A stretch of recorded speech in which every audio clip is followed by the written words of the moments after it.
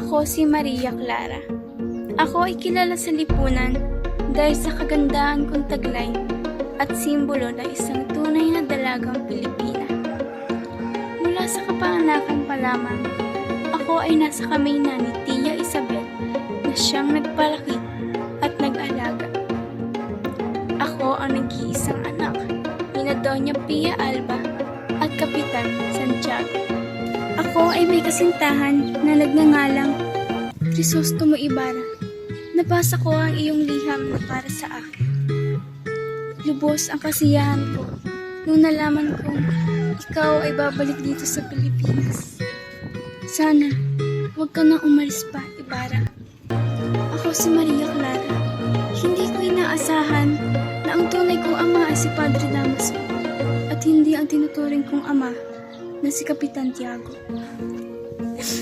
Nasaan si Crisostomo? Hindi maaari na hindi ko na siya makakasama pa. Hindi ko kaya, Ma. Linares, siya ang papakasilan ko at hindi si Crisostomo. Hindi ako pumapayag magpakasal sa tao hindi ko naman mahal. Si Crisostomo ang nais ko at hindi ang lalaki. Kahit kailanman ay hindi ko nakilala. Dahil sa labis na sakit na aking nadarama sa pagkawala ng aking mahal na si Crisostomo, ako ay nagpasya na lamang na magmongha at pumasok sa loob ng kumbento at doon maghintay ng aking kamatayan.